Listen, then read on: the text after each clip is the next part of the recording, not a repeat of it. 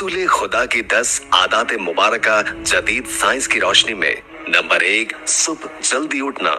रसूल अल्लाह सल्लल्लाहु अलैहि वसल्लम सुबह बहुत जल्दी उठ जाया करते थे, बल्कि ऐसी कोई रिवायत नहीं मिलती कि आपकी कोई तहज्जुद भी कभी कज़ा हुई हो। सूरज निकलने से कुछ वक्त कबल और 1 घंटे के बाद तक का वक्त ऑक्सीजन से भरपूर वक्त होता है। आज साइंसी तहकीक की बुनियाद पर भी सेहत के एतबार से 24 घंटों में ये बेहतरीन वक्त होता है जिसमें आपको ज्यादा से ज्यादा ऑक्सीजन लेने का मौका मिलता है, जो कि आपकी सेहतमंद जिंदगी के लिए एक मुफीद अमल है। नंबर 2, आंखों का मसाज करना। सुबह नींद से उठने के बाद रसूल अल्लाह सल्लल्लाहु अलैहि वसल्लम आंखों का मसाज फरमाया करते थे। जिस्म का पूरा निजाम 11 सिस्टम पर मुश्तमिल होता है। नींद से उठने के बाद ये सिस्टम बहाल होने में 11 से 12 मिनट लेता है। अगर आप आंखों का मसाज करते हैं तो ये सिस्टम 10 से 15 सेकंड्स में फौरन बहाल हो जाता है।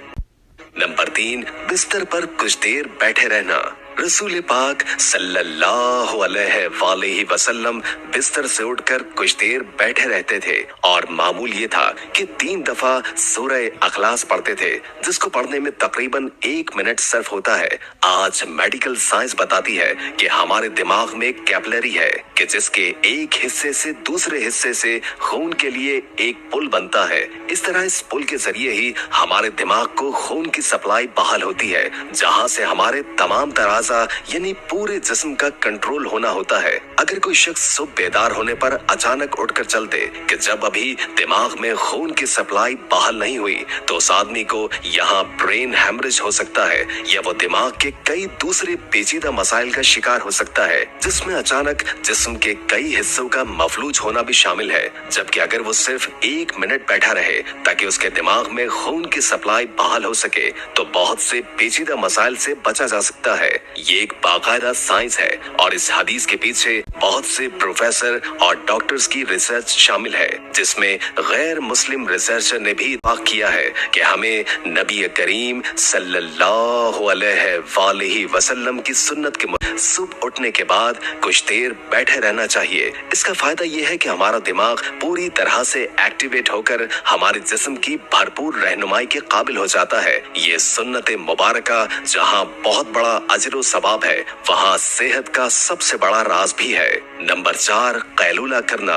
रसूल पाक की आदत मुबारका थी कि दोपहर खाने के बाद एक घड़ी के लिए 20 से 25 मिनट आप लेट जाया कर। इसका फायदा यह है कि 68% अफराद जब लंच करते हैं तो उनका मैदा थोड़ी मिकदार में अल्कोहल पैदा करता है। ऐसे में इंसान अगर चल फिर रहा हो तो वो चकरा कर गिर सकता है या उस पर खुमार की कैफियत तारी हो सकती है। यही सबब है कि अगर आप हमेशा दोपहर के खाने के बाद अपने आप को थोड़ा बोझल सा महसूस करते हैं, अगर हम कुछ देर लेट जाएं तो अल्कोहल से पैदा होने वाले खुमार का जहन पर ज्यादा दबाव नहीं आएगा और वो बॉडी फंक्शन के लिए ज्यादा बहाल रहेगा और हम किसी भी तरह के हादसे से बच सकते हैं। इसके अलावा भी इस मुबारका पर अमल न करने की सूरत में बहुत से सेहत के मसाइल पैदा हो सकते हैं, क्योंकि ये बात आज तहकीक से साबित शुदा है। इसलिए दुनिया भर के ममालिक में बेशतर 1 से 2 या 3 बजे तक दोपहर का वक्फा किया जाता है ताकि लोग लंच के बाद कुछ देर कैलूला कर सकें। आज पूरा यूरोप रसूल खुदा की सुन्नत को अमलन अपनाए हुए है और पूरे यूरोप में दोपहर 1 से 3 बजे तक वक्फा होता है। उन्होंने सुन्नत रसूल पर रिसर्च की, अपनाया और हमसे कहीं बेहतर सेहत का मयार रखते हैं। नंबर 5, खाने से पहले फल नोश फरमाना। रसूल खुदा हमेशा खाना खाने से पहले फ्रूट नोश फरमाया करते थे। आपकी आदत मुबारका थी कि आप खाने के बाद फल न खाते। मुख्तलिफ फलों में 90 से 99% तक पानी की मिकदार होती है। आप अलैहिस्सलाम ने चूंकि खाना खाने के बाद पानी पीने से मना फरमाया है, जबकि खाने से कबल पानी पीने की तरगीब दिलाई है। इसलिए मुख्तलिफ फल क्योंकि पानी की ज्यादा मिकदार रखते हैं, इसलिए उनको खाने से पहले जिस्म और खास तौर पर मेदा और आंतों को तवानाई मिलती है, क्योंकि खाने को हजम करने में मेदा और आंतों का बहुत अहम किरदार होता है और ये अमल इनकी कारकर्दगी बढ़ाने में इनके लिए मददगार साबित होता है और ये बात भी साइंसी मुशाहिदात से साबित शुदा है कि फ्रूट में मौजूद ग़िज़ाइयत से खाली मैदे को ज्यादा फायदा होता है। नंबर 6 के बाद ज्यादा पानी न देना। रसूल पाक ने कभी भी खाने के बाद पानी नहीं पिया।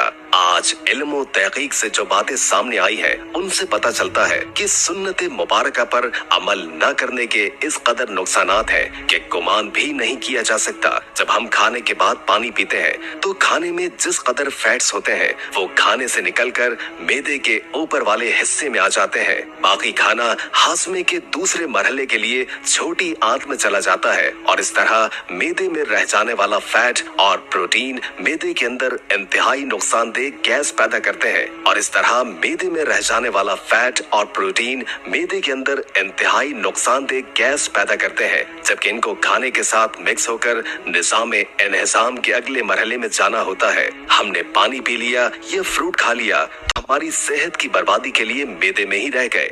नंबर 7 वजू करना।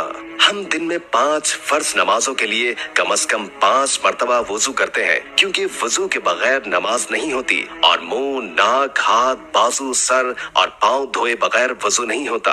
यानी दिन में 5 बार वजू में हम जिस्म के तमाम ज़ाहिरी आज़ा धोते हैं जिन पर मिट्टी और कार्बन लग जाती है। आज साइंसी मुशाहिदात में ये बात साबित होती है कि जिस्म के जिन आज़ा पर मिट्टी या कार्बन लग जाती है अगर इनको साफ न किया जाए और अगर वो जिस्म के इस हिस्से पर ज्यादा देर लगे रहे तो उन आज़ा और दिमाग का कमजोर हो जाता है। यानी जिस्म का आसाबी निजाम कमजोर हो जाता है चूँकि वो मुसलसल दिमाग को ये पैगाम भेज रहे होते हैं कि जिस्म पर कोई चीज आ गई है और इसकी सफाई का एहतमाम किया जाए। अगर एक शख्स सुबह मुंह धोता है और इसके बाद शाम में आकर धोता है तो उसके आज़ा और दिमाग का ताल्लुक कमजोर पड़ जाता है जिससे बाद में वो बहुत से आसाबी मसाइल का शिकार हो जाता है। इस्लाम कम से कम दिन में 5 बार आपके आज़ा की सफाई का बंदोबस्त करता है और जुम्मे के रोज नाखून, ज़ेरे नाव और बगलों के गैर जरूरी बाल काटने समेत मुख्तलिफ सफाई का इमाम करता है।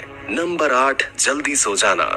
रसूल अल्लाह की ये सुन्नत मुबारका थी कि आप जल्दी सो जाया करते थे। उमूमन नमाज इशा के बाद फौरन सो जाया करते थे। यानी रात जल्दी सो जाना और सुबह जल्दी उठना आपके मामूलात में शामिल था। हमारी बायोलॉजिकल वॉल जो कि पूरे जिस्म के निजाम को मुनज़्ज़म करती है जब ये बाहर अंधेरा देखती है तो ये आपके जिस्म को सुकून दे देती है। जिस्म को तैयारी के लिए 1.5 से 2 घंटे का टाइम देती है कि इस वक्त आपको लाजमी सो जाना चाहिए। नोट कीजिएगा कि नमाज मगरिब और इशा में भी तकरीबन उतना ही दौरानिया होता है। इसका फायदा ये होता है कि आपके जिस्म के अंदर बायोलॉजिकल वॉच के तहत एक डॉक्टर जाग जाता है जो कि आपके पूरे जिस्म की मेंटेनेंस करता है। कहीं जख्म आ गया है वो उसको रिपेयर करेगा। अगर जिगर या किसी और आज़ा में कुछ मुश्किल है तो वो उस पर काम करेगा। बल्कि सोने के बाद सबसे पहले जिगर पर ही काम होता है और जो जिगर के मरीज हैं उनके लिए ये राय भी है जहां वो अपना इलाज कर रहे हैं वो अपनी जगह लेकिन अपने नींद के निजाम को बेहतर करके अपने जिस्म के डॉक्टर को इलाज का मौका दीजिए और फिर इसके समरात देखिए।